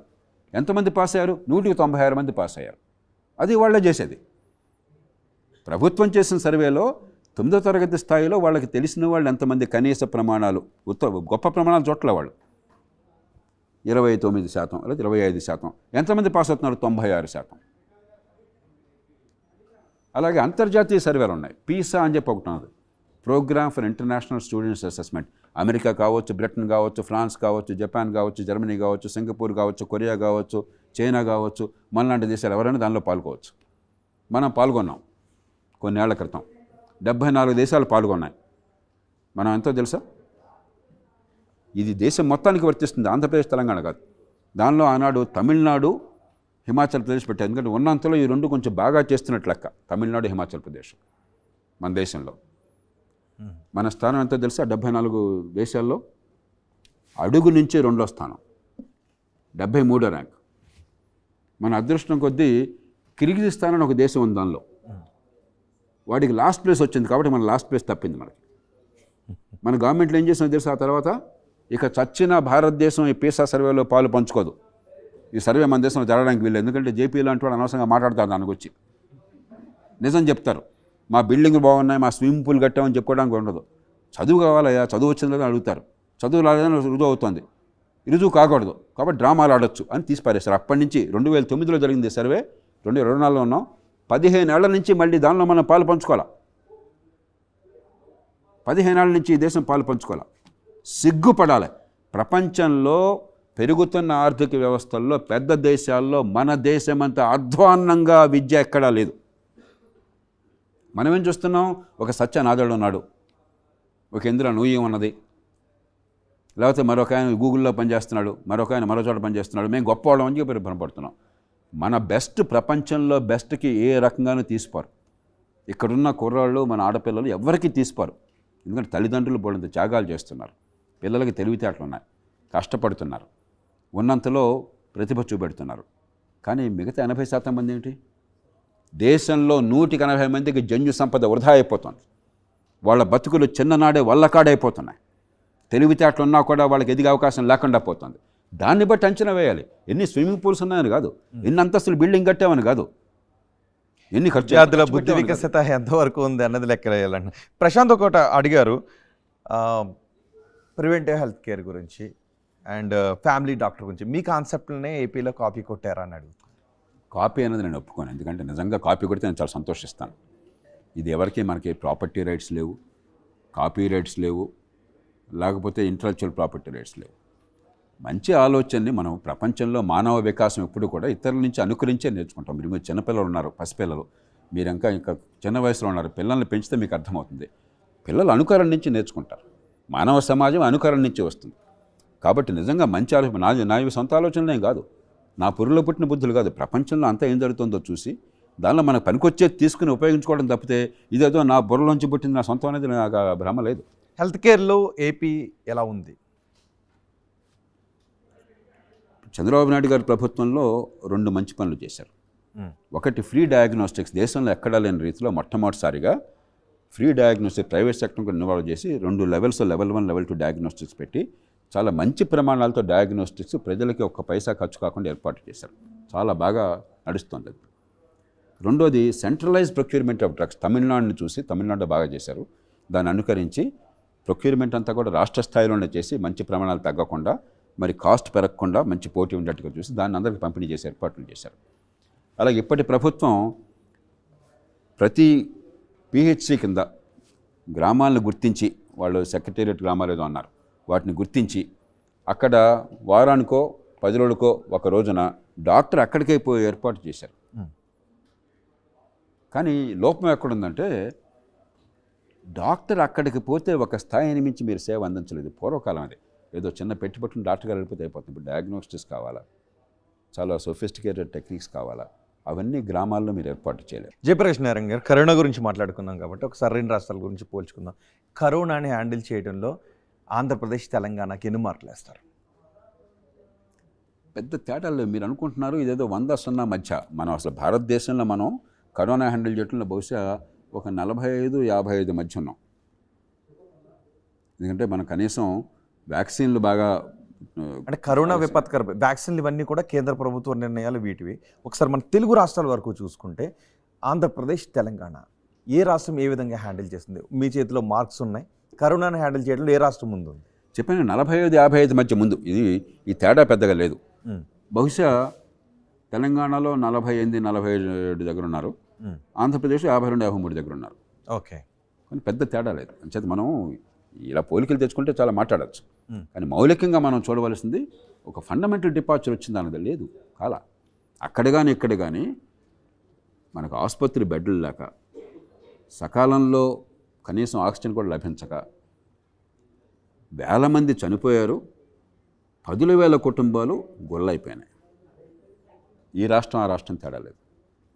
ఈ మధ్యలో కొన్ని చోట్ల ఒక మంచి అధికారి, ఒక మంచి నాయకుడు గట్టి ప్రయత్నం చేస్తే ఒక జిల్లాలోనో ఒక ఆసుపత్రిలోనో కొంత ప్రయత్నం జరగడం. అలాగే ప్రైవేట్ రంగంలో నీతి నిబద్ధత ఉన్న వాళ్ళు ఉన్నారు, వాళ్ళు ఉన్న చోట కొంచెం ఫలితాలు వచ్చినాయి. అవకాశం వచ్చింది కదా దండుకుందాం అనే వాళ్ళు ఉన్నారు, వాళ్ళు ఉన్న చోట కుటుంబాలు గొల్లైపోయినాయి. రైట్, మిమ్మల్ని క్వశ్చన్ అడగాలనుకుంటున్నారా? So highest farming country India. ఇప్పుడు ప్రెజెంట్ సిచ్యువేషన్ చూసుకుంటే 2019లో కాంగ్రెస్ పార్టీ ఎంఎస్పి ఒక కాన్సెప్ట్ తీసుకొచ్చింది వాళ్ళ మేనిఫెస్టోలో. అవే బీజేపీ ఇంప్లిమెంట్ చేస్తుంటే కాంగ్రెస్ అపోజ్ చేస్తుంది. సో ఎందుకు అపోజ్ చేస్తుంది? అండ్ ఎంఎస్పి అనేది యూస్ఫుల్ కాదా? అదొక మెయిన్ క్వశ్చన్ సార్. చాలా కాంప్లెక్స్. మీ పేరమ్మా? గాయత్రి. కొద్దిగా ఒక నిమిషం బ్యాక్గ్రౌండ్ అర్థం కావాలి. ఎంఎస్పీ అనేది ఎప్పుడు వచ్చిందంటే దేశంలో షిప్ టు మౌత్ అంటాం. అమెరికా నుంచి PL480 పేరుతో ఓడరేవుల్లో ధాన్యం వస్తేనే మన దేశంలో తినడానికి తిండి, పొయ్యిలో పిల్లి లేచేది. లక్షల మంది ప్రాణాలు అరచేతిలో పెట్టుకుని స్టార్వేషన్ దగ్గరలో, ఫెమిన్ అంటాం, దుర్భిక్షం, తీవ్రమైనటువంటి కరువు, ఆ కరువు తాండవం చేస్తున్న కాలంలో ఏదో రకంగా ప్రోత్సహించడం కోసం ఎంఎస్పీ వచ్చింది. దాంతోపాటు ప్రభుత్వానికి కూడా ఎక్కడైతే కొరత ఉన్నదో, స్టార్వేషన్ దగ్గర ఉన్నారో, ఆహారం లేక కరువు వచ్చిందో అక్కడికి సరుకులు పంపించాలంటే మనం సరుకుల్ని ఏమంటారు, ప్రొక్యూర్మెంట్, సేకరించాలి, ధాన్యాన్ని సేకరించాలి. ఈ 2 కారణంగా ఎంఎస్పీ వచ్చింది. 1961లో వచ్చింది. ఆనాడు నేను ఎంఎస్పీ అమలు చేసిన వాళ్ళనే ఒకండి, చాలామంది మాట్లాడే వాళ్ళకి అసలు పరిపాలన తెలియదు. ఆ చట్టాన్ని ఒక అధికారిగా అమలు చేసేవాడిని నేను, అలాగే చాలామంది. ఆ రోజుల్లో మిల్లర్స్ అందరూ హడలిపోయేవాళ్ళు. ఏమి సార్ బాబు, వద్దు సార్, మేము మార్కెట్లో అమ్ముకుంటాం సార్ అని చెప్పి, లేదయ్యా నువ్వు ఇక్కడ అమ్మాల్సిందే, చంపేస్తామని చెప్పని బలవంతంగా చేసి చట్టం ఉపయోగించి వాళ్ళందరినీ దింపేవాళ్ళం. ఎందుకని? మార్కెట్ రేట్ ఎక్కువ ఉండేది, ఎంఎస్పీ తక్కువ ఉండేది. అందుకని ప్రభుత్వం ఏం చేసింది, అరే నువ్వు ఎంఎస్పీకి తక్కువ రేటుకి బలవంతంగా నేను వసూలు చేస్తున్నాను, లేకపోతే నేను జైల్లో పెట్టి అధికారం ఉంది, నీ ఆస్తి అంతా మొత్తం జప్తు చేసే అధికారం ఉంది, కాబట్టి ఒక టన్ను నాకు ఇస్తే 1 టన్ను మార్కెట్లో అమ్ముకోవడానికి పర్మిషన్ ఇస్తాను. ఆ పర్మిట్కి మళ్ళీ లంచాలు అడిగేవాడు. ఎందుకని మార్కెట్లో అమ్ముకుంటేనే వాడు డబ్బు ఆడేది, మార్కెట్లో అమ్ముకోపోయినట్టయితే డబ్బు ఉండేది కాదు. ఇక్కడంతా నష్టమే. 100 రూపాయలకు కొని 50 రూపాయలకు అమ్మితే నష్టమే కదా, వాడు బతకడం కోసం ఉన్నాడు కదా వాడు. అలా కాకుండా మార్కెట్లో పోతే 100 రూపాయలకి కొంటే వాడు బియ్యాన్ని మార్కెట్లో 150కి అమ్మేవాడు, నాకు 130కి అమ్మేవాడు. దాంతో చెప్తాను, కాలక్రమేణా ఏమైంది, 2 జరిగినాయి.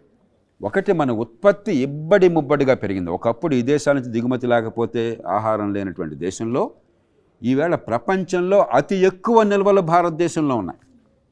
పీక్ టైంలో 8 కోట్ల టన్నుల ఆహార ధాన్యాలు, ప్రపంచంలో ఏ దేశం తేరిపార కూడా చూడలేదు ఈ అంకెని. 8 కోట్ల టన్నుల ఆహార ధాన్యాలు గవర్నమెంట్ గోడౌన్లో ఉన్నాయి, ప్రైవేట్ గోడౌన్లు తీసేయండి. ఇంకా 1950లో దేశంలో ఉత్పత్తి ఎంత ఉందో దేశం మొత్తంలో, ఈవేళ మన గవర్నమెంట్ గోడౌన్లో అంతకంటే 60% ఎక్కువ స్టాక్ ఉన్నది. అంటే తినడం తగ్గింది, ఉత్పత్తి పెరిగింది. కాళేశ్వరం ప్రాజెక్టు వరి పంట, లేకపోతే మరో ఇరిగేషన్ ప్రాజెక్టు వరి పంట, ఫ్రీ పవరు వరి పంట. అరే వరి తినాలి కదా, మీరంతా ఎంత తింటున్నారు వరి? మీరంతా సుతారంగా వరి తగ్గించి తింటున్నారు, మిగతా కొంచెం ఎక్కువ తింటున్నారు అంతే కదా. పాలు, గుడ్లు, మరి మాంసం, చేపలు, మీ ఆహార అలవాట్లను బట్టి, మరి పళ్ళు, కూరగాయలు, ఇవి కదా పౌష్టికాహారం అంటే. అంత అన్నమే తినంటే సాధ్యం కాదు కదా. కాబట్టి డిమాండ్ లేదు, సప్లై పెరిగిపోతుంది. అదే టైంలో ఏం చేశారు, మార్కెట్ రేట్ కంటే ఎంఎస్పీని పెంచేశారు. ఒకప్పుడు ప్రభుత్వం సేకరించొద్దని గొడవ పెట్టేవాళ్ళు, ఉద్యమాలు చేసేవాళ్ళు, ఇవాళ నువ్వు సేకరిస్తావు లేదా అని ఉద్యమాలు చేస్తున్నారు. సేకరించారు. ప్రధానమంత్రి గారు తింటాడా? ముఖ్యమంత్రి గారు తింటాడా? ఎక్కడ పెడతాడు? ఏం చేస్తాడు? నాకు అనవసరం అంటే ఎట్లా? ఎవరు డబ్బు ఇది? ఇది ఎవరో ఫ్రీగా ఇవ్వట్లా. దేవుడు డబ్బులు నోట్లు ముద్రించట్లా. మన పన్నుల డబ్బు, పరిమితంగా ఉన్న డబ్బు. ఇంతకుముందు చూసాం, ఆరోగ్యానికి డబ్బులు లేవు, విద్య అధ్వాన్నంగా ఉంది, మౌలిక సదుపాయాలు లేవు, పెట్టుబడులు పెరగడం లేదు, పేదరికం తాండవిస్తోంది. వీటన్ని డబ్బులు కావాలి వద్దా? కాబట్టి వ్యవసాయంలో ఆపద్ధర్మంగా సంక్షోభం వచ్చినప్పుడు ఆదుకోవాలి కాబట్టి కొంత మనం సేకరిద్దాము, తట్టుకునే ఏర్పాటు చేద్దాం. కానీ దీర్ఘకాలంలో పరిష్కారం ఏమిటి? మార్కెట్లో ఏ వస్తువులకు డిమాండ్ ఉందో అక్కడ ఉత్పత్తి పెంచే ఏర్పాటు చేయటం.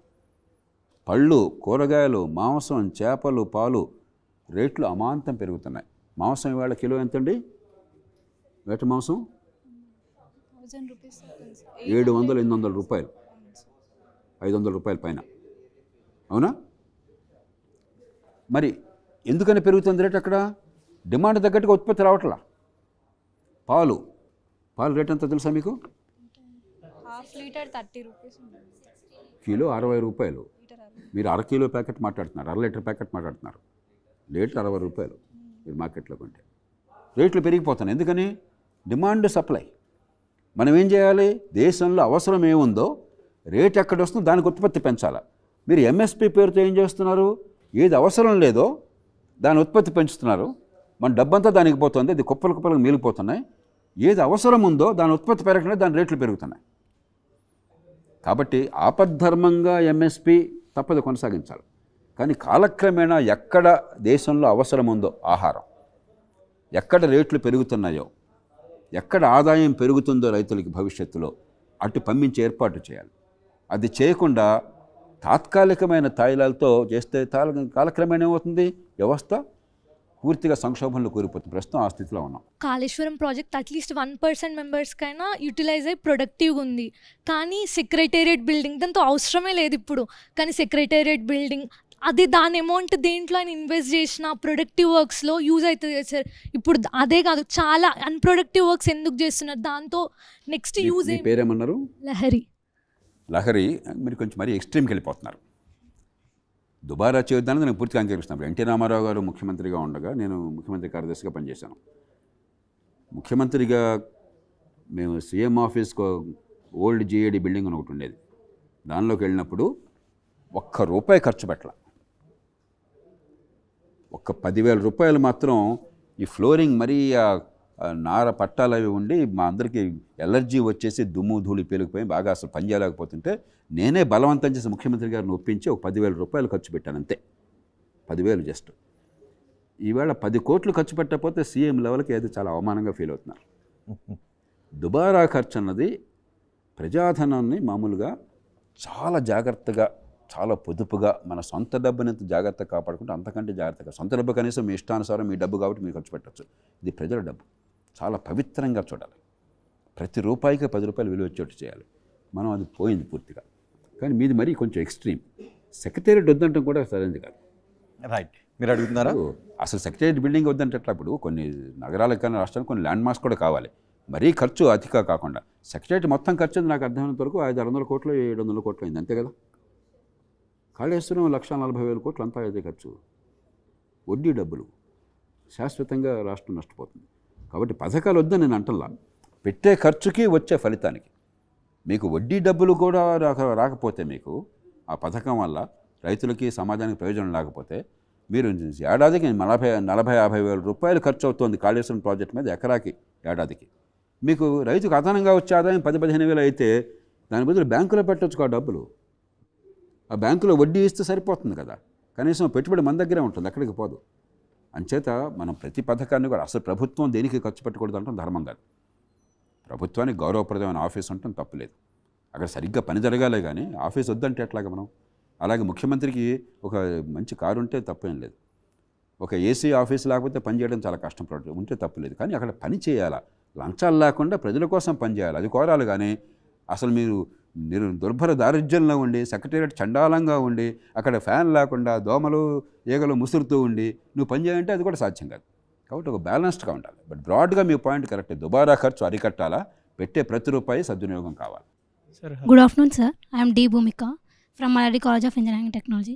నా క్వశ్చన్ ఏంటంటే సార్, ఎందుకు ఈ గవర్నమెంట్స్ పథకం ఫ్రీ బస్ పథకాలు లేకపోతే వెనకటి ప్రభుత్వం చూసుకుంటే కళ్యాణ లక్ష్మి ఇలాంటి అంటే ప్రజలను బద్ధకం చేసే పథకాలు ఎందుకు తెస్తున్నాయి? అదే బదులు మాకు బీటెక్ వాళ్ళు చదువుకునే వాళ్ళకి చాలామందికి ఫీజు తక్కువ చేసిన, లేకపోతే ఎంతోమంది ఇక్కడ ఎడ్యుకేషన్ లోన్ తీసుకొని చదువుకుంటున్నాం, అవి మాఫీ చేసినా అయిపోద్ది కదా. ఎందుకు ఏ ప్రభుత్వం మా ఎడ్యుకేషన్ దాని మీద ఫోకస్ చేయట్లేదు? అదే ఇలాంటిది కరెక్టే, తాత్కాలికంగా ఓట్లు రావటం కోసం ప్రయత్నం చేస్తున్నారు. విద్యని బాగు చేయటం ఎలా చేయాలో తెలియదు, వెంటనే జరుగుతున్న నమ్మకం లేదు, సమాజం బాగుపడాలని కోరిక కాదు, అధికారంలో కూర్చోవాలని కోరిక ఉన్నది. కాబట్టి నేను డబ్బులు ఇస్తే తాత్కాలికంగా తాయిలం ఇస్తే ఓటు పడుతున్నాం కాబట్టి దాని మీద దృష్టి పెడుతున్నారు. దీర్ఘకాలంగా అభివృద్ధి అంటే నమ్మకం వాళ్ళకి లేదు, చేస్తామని నమ్మకం లేదు, జరుగుతుందని నమ్మకం లేదు, జరిగితే ప్రజల నుంచి మద్దతు వస్తున్న నమ్మకం లేదు. కాబట్టి టెంపరీగా గిమ్మిక్కి అలవాటు పడ్డారు. అదే సమయంలో అసలు సంక్షేమం వద్దని నేను అంటల్లా, అది పొరపాటు. ఎందుకంటే ఒక భేద దేశంలో ఉన్నాం, కష్టంలో ఉన్నాను ఆదుకోవాలి. మనం ఇంట్లో పక్కింట్లో వాడు కష్టంలో ఉన్నారనుకోండి, మనం సహాయపడతాం కదా. ఇప్పుడు వాడు తినడానికి ఆకలితో మగ్గుతూ ఉంటే వాడికి మనం ఉపన్యాసాలు ఇచ్చి నువ్వు కష్టపడి పని చేయవా అని చెప్పంటే ముందు తినాలి కదా ఈ పూట. కాబట్టి తాత్కాలికమైన సాయం కూడా అవసరం, నేను కాదు అంటలా. నేను చెప్పేది ఒక బ్యాలెన్స్ కావాలంటున్నాను, ఒక సమతూకం కావాలంటున్నాను.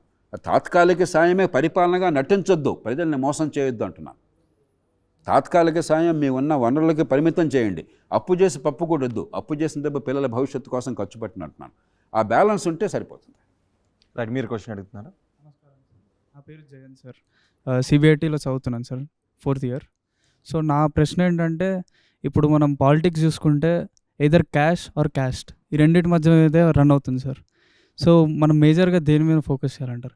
ఇప్పుడు ప్రజల ముందు మేనిఫెస్టోలు అన్నీ పెడుతున్నారు సార్, కరెక్టే, కానీ ఎవరు ఆ మేనిఫెస్టోలు చూడట్లేదు. ఎవరు ఎంత డబ్బులు ఇస్తున్నారు, లేకపోతే వాళ్ళ క్యాస్ట్ మనదా అని చూస్తున్నారు తప్పితే మనకేం లాభం దాని నుంచి వస్తుందని ఎవరు పట్టించుకోవట్లేదు. సో దీన్ని మనం ఎలా అరికట్టాలంటే? అన్నట్టుగా ఎలక్షన్లో 3 ప్రభావం ఉంది. ఒకటి క్యాష్, ముఖ్యంగా తెలుగు రాష్ట్రాలు, తమిళనాడు, కర్ణాటకలో క్యాష్ లేకుండా ఎలక్షన్ మీరు అనవసరం, నిజమే కదా. ఎంపీటీసీ లెవెల్లో కూడా 40-50 లక్షలు, రోహిత్. ఎమ్మెల్యే లెవెల్ అయితే 30-40 కోట్లు, అందరూ కాకపోయినా చాలామంది. కొన్ని స్థాయిల్లో అయితే 100-150 కోట్లు. బై ఎలక్షన్లో మనం చూసాం కదా, కరెక్ట్. హుజూరాబాద్ కానీ లేకపోతే మునుగోడు కానీ మనం చూసాం కదా. ప్రపంచ రికార్డులు స్థాపించాం మనం. మంచి విషయాలు చేస్తే సంతోషించేవాళ్ళం, ఈ విషయంలో మనకు ఖచ్చితంగా ప్రపంచ రికార్డు, మీకు అనుమానం లేదు. ఇంకా ఎవరు ప్రపంచంలో ఇంత వేరే వాళ్ళు ఎవరు ఉండరు, అవి చేస్తున్నాం. అదొక్కటే కాదు, రెండోది ఇప్పుడు దాకా మాట్లాడుకున్నాం, తాయిలాలు తాత్కాలిక సంక్షేమం, దీర్ఘకాల అభివృద్ధి పక్కన పెట్టి. 3 ఇవి కూడా పని చేయకపోతే మన దేశంలో గ్యారంటీ అస్త్రాలు ఏమిటి? ఇన్ని కులాలు, మతాల వర్గాలుగానే మన కులానికి అన్యాయం జరిగిందనగానే పూనకం వచ్చేస్తుంది. కమ్మ, రెడ్డి, లేకపోతే ఈ కులం ఆ కులం అంతా మరి ఆంధ్రప్రదేశ్ రాజకీయం అంతా ఇదే కదా, పొద్దున్న సాయంత్రం దాకా. సిగ్గుమాలిన చర్యగా ఒకప్పుడు కులాన్ని ప్రస్తావించడం అవమానం అనుకునేటువంటి సమాజంలో ఆధునికీకరణ జరగాలి, కులం స్పృహ పోవాలి, సమాజంలో చైతన్యం పెరగాలి, ఒక సెక్యులర్ భావం కావాలన్న దేశంలో ఇవాళ కులం లేకుండా రాజకీయ అసాధ్యమైపోయింది. కానీ వీటిని అరికట్టాలంటే ఒక ఆషామాషి ఏం లేదు, ఇది మనకు అర్థం కావాలి. నిరాశ వద్దు, అలాగే గిమ్మిక్కులు వద్దు. డబ్బుల ప్రభావం పోవాలంటే ప్రస్తుతం ఉన్న పరిస్థితుల్లో మన ఎన్నికల వ్యవస్థలో 30-40 ఏళ్ల దాకా పోదాయని నేను గ్యారంటీ చెప్తున్నాను. ఈ 30 ఏళ్ళు నేను చేస్తున్న పోరాటం ఉన్న కాలంలో ఒక 10-20 రెట్లు ఖర్చు పెరిగింది కానీ తగ్గల, ఇది వాస్తవం. కాబట్టి ఇప్పుడు ఇక అందుకని నేను ఈ మధ్యకాలంలో మీరు విన్నారు లేదో, డబ్బులు పంచొద్దు, డబ్బులు తీసుకోవద్దని మాట్లాడట్లేదు. ఎందుకు అనవసరంగా నా పరుగు పోవటం దాని గురించి ప్రస్తావించట్లేదు. ఎందుకంటే మీరు ఏం మాట్లాడినా దాన్ని జరిగేది అదే, ఎన్నికల వ్యవస్థ మార్చాలి. I'm absolutely committed. 2005లో ఇంత దగ్గరికి వచ్చాం ఆ వ్యవస్థ మార్చడానికి. కొందరు మూర్ఖుల వల్ల, విజ్ఞత లేనటువంటి కీలకమైన నాయకుల వల్ల ఆ మార్పు రాల. మళ్ళీ సమయ సందర్భం వచ్చినప్పుడు మనం చేద్దాం. ఇక తాయిలాల సంగతి మీకు చెప్పాను. మీరు బ్యాలెన్స్ చేస్తూనే దీర్ఘకాల అభివృద్ధి కోసం పథకాలు వేసి ఏర్పాట్లు చేసి తాయిలాలు కట్టుబాటు అవుతాయి. క్రమక్రమంగా ఆర్థిక వ్యవస్థ పెరగటం, ఆదాయాలు పెరగటం జరుగుతుంది. ఇక కులం మతం ప్రస్తావన మన ఉపన్యాసాలతో పోదు. ఎప్పుడు పోతుంది?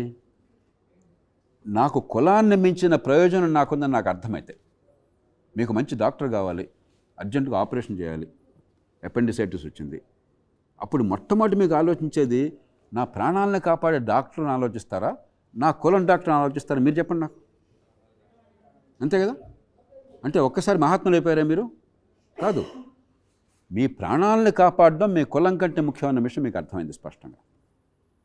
కాబట్టి నా కులం కంటే, నా మతం కంటే, నా ప్రాంతం కంటే నాకు, నా కుటుంబానికి కీలకమైన అంశాలని అర్థమయ్యే రకంగా వ్యవస్థ నిర్మాణం చేస్తే అప్పుడు క్రమక్రమంగా కులం ప్రభావం తగ్గుతుంది. అంటే కులం రాజకీయం నుంచి రాలా, కానీ రాజకీయం కులాన్ని మరింత పెంచుతోంది.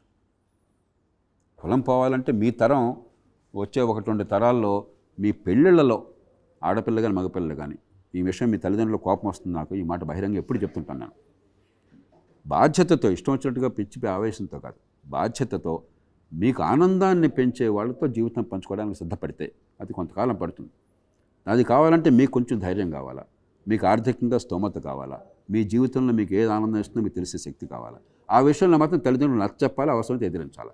అది క్రమక్రమంగా జరిగితే కులం పోతుంది. అప్పటిదాకా కులం లోపల పెళ్ళిళ్ళు ఎంత ఎక్కువగా ఉన్నంతకాలం ఈ కులం స్పృహ, కులానికి మధ్య ద్వేషాలు ఇవన్నీ ఉంటాయి. కానీ రాజకీయం కులాన్ని పెంచి పోషిస్తోంది. అది పోవాల్సింది కులానికి అతీతంగా నా ప్రయోజనాలు ఉన్నాయి, నా కుటుంబ ప్రయోజనాలు ఉన్నాయి, కులం కంటే ముఖ్యమైన అర్థమయ్యే వ్యవస్థ వస్తే కులం ప్రభావం తగ్గుతుంది. చాలామంది ఇప్పుడు నేను కులాన్ని పాటించను అంటే నేను మహాత్ముడని కాదు, కులాన్ని మించి నా వ్యక్తిగత లాభం ఏంటో నాకు అర్థమవుతోంది. నా కులం లాభం కంటే కులాన్ని మించిన లాభం నాకు అర్థమవుతోంది. రోహిత్తో మాట్లాడితే రోహిత్ కులం నాకు గుర్తు రాదు, రోహిత్ మంచిగా యాంకర్ చేస్తారా లేదా, రోహిత్తో నేను మాట్లాడితే ఇప్పుడు నేను అనుకున్న ప్రయోజనం నెరవేరుతుందా లేదా, అది నాకు గుర్తుకు వస్తుంది. నిజంగా రోహిత్ కులం నాకు తెలియదు. ఇప్పుడు నా కులం కాబట్టి పనికి మాలిన వాడితో కూర్చుని నా టైం వేస్ట్ చేసేటంటే ఏ కులమైనా కూడా పనికొచ్చే పని చేస్తే నాకు లాభం. రైట్.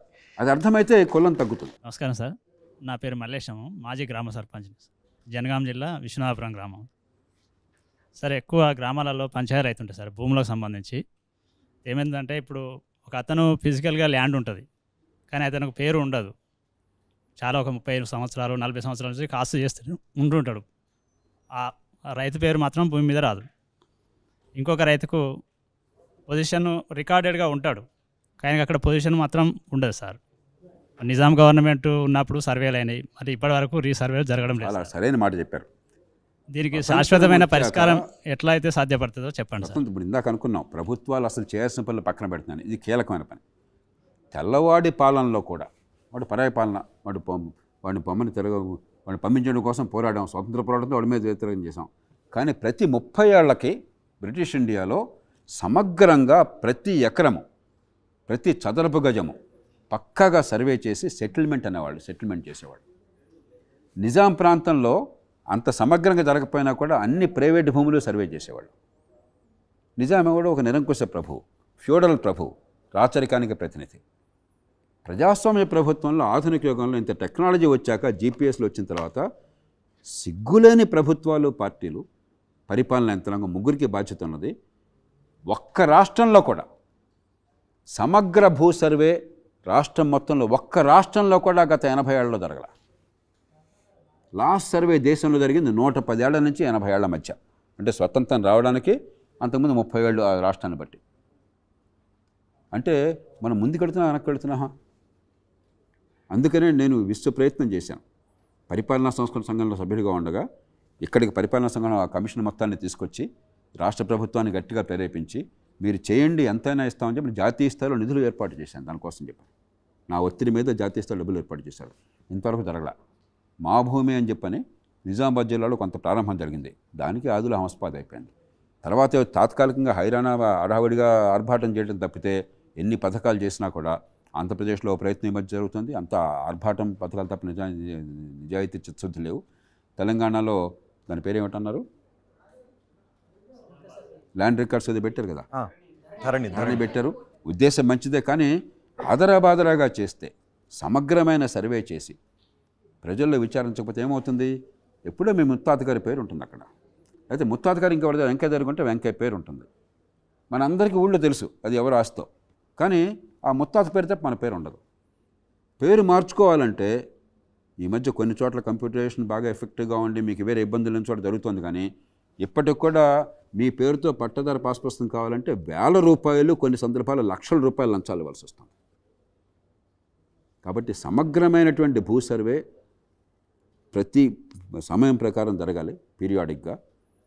పారదర్శకమైన విచారణ జరిగే రికార్డ్ అన్నీ పర్ఫెక్ట్గా ఉండాలి.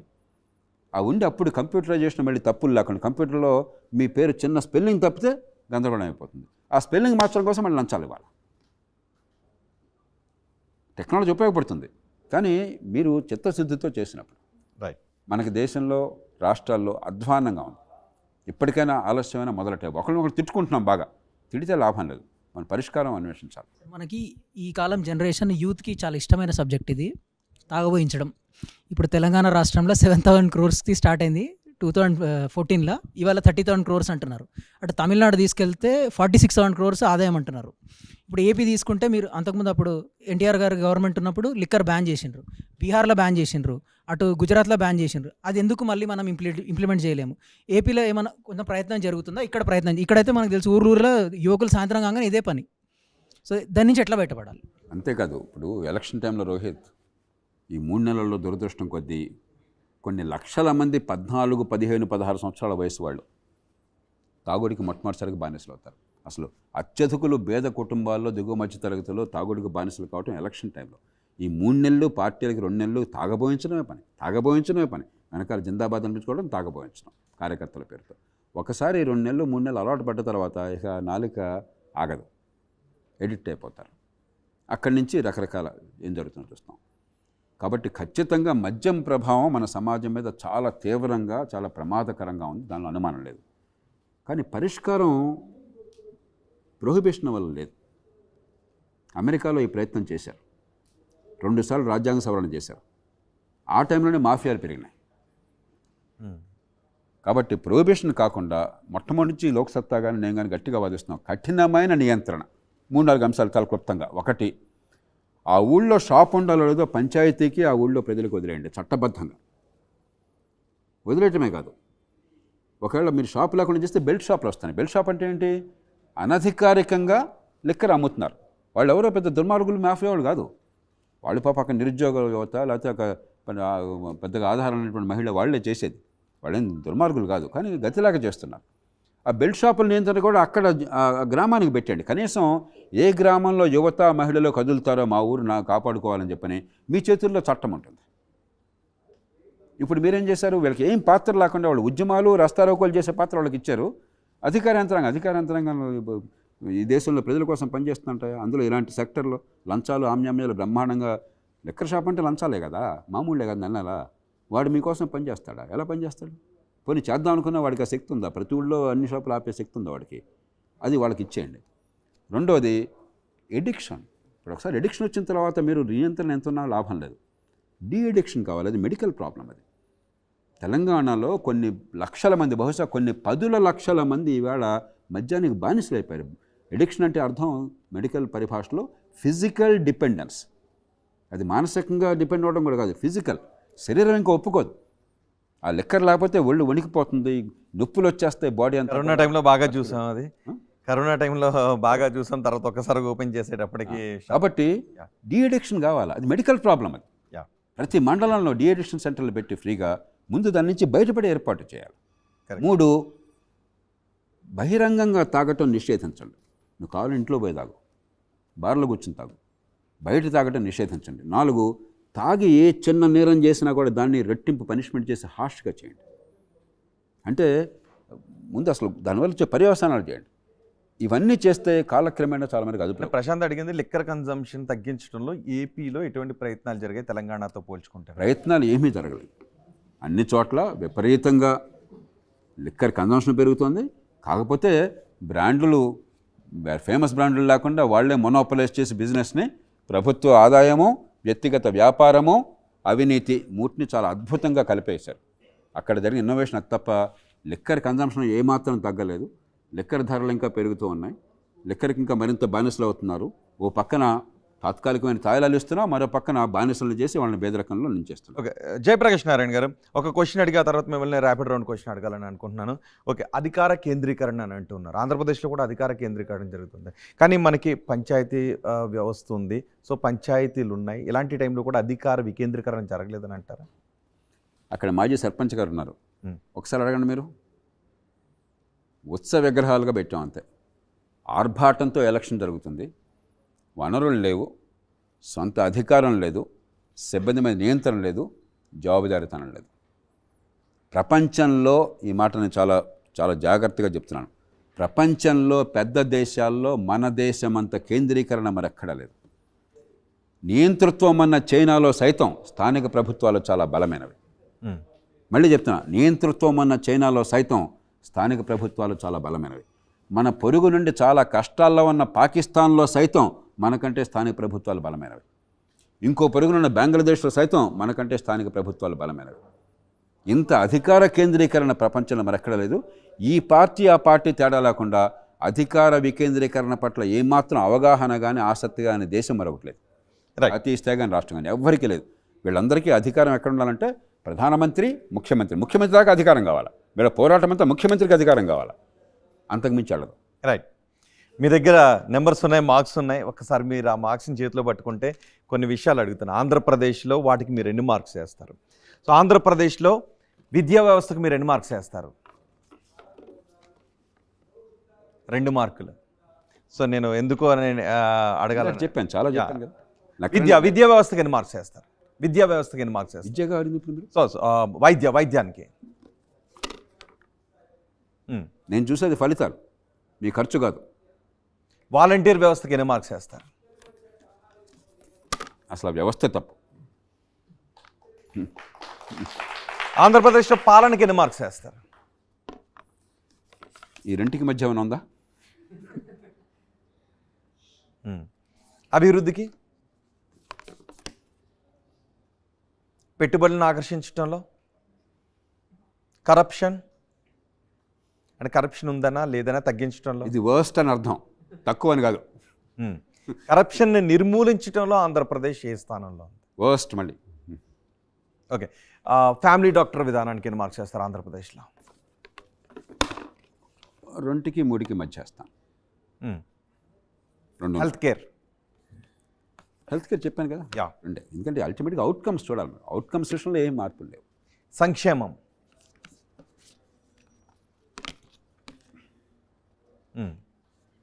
ఇదొక్కటే మంచి మార్క్. ఓకే, గ్రామ సచివాలయ వ్యవస్థకి ఎన్ని మార్క్స్ వేస్తారు? ఖచ్చితంగా అది ఫలితాలను ఇస్తాం. అది ఆ ప్రయోగాన్ని నేను హర్షిస్తున్నాను. మహిళా సాధికారత విషయంలో పెద్ద తేడా లేదు, గతానికి ఇప్పటికీ తేడా ఏం లేదు.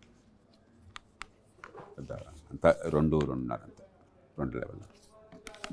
Right, okay, elections ముంగిటున్నాం.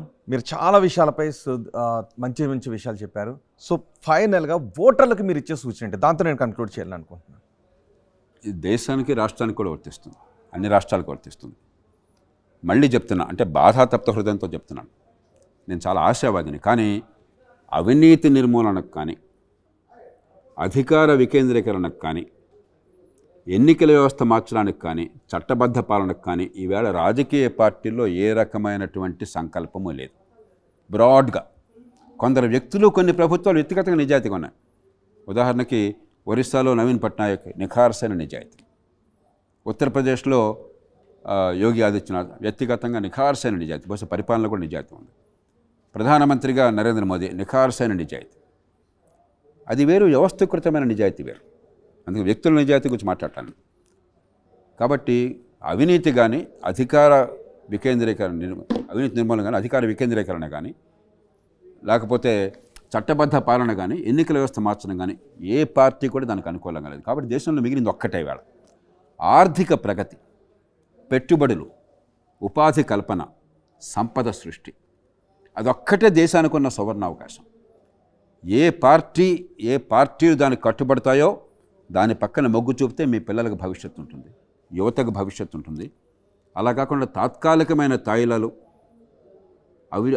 కొత్త పరిశ్రమలు లేకపోతే కొత్త పెట్టుబడులు, ఉపాధి కల్పన లేకుండా ప్రభుత్వం నుంచి వచ్చేటువంటి సంక్షేమం వల్ల పేదరికం పోతుందన్న భ్రమలు కల్పిస్తే ఖచ్చితంగా అవి రాష్ట్రాలకి, దేశానికి సర్వనాశనం. కానీ జిఎస్డిపి విషయంలో తెలంగాణ కంటే ఆంధ్రప్రదేశ్ ముందు ఉంది. ఈవేళ కొత్తగా వచ్చింది కాదు తమ్ముడు, పెద్దది తెలంగాణ కంటే. తలసరి ఆదాయం తెలంగాణ చాలా ఎక్కువ ఉంది ఆంధ్రప్రదేశ్ కంటే. ఆంధ్రప్రదేశ్ జనాభా 6 కోట్ల దగ్గర ఉంది, తెలంగాణ 3,80,00,000 దగ్గర ఉంది. 3,80,00,000 వాడు పట్టుకుని అంతకంటే కొంచెం ₹1 ఎక్కువ ఉందంటే ఎట్లా? మీరు ఎంత పెరిగారో మీరు చూడండి, ఒకప్పుడు ఎంత బాగున్నారో మీరు చూడండి మిగతా దేశంతో పోలిస్తే, పెట్టుబడులు కానీ జిఎస్టిపి కానీ.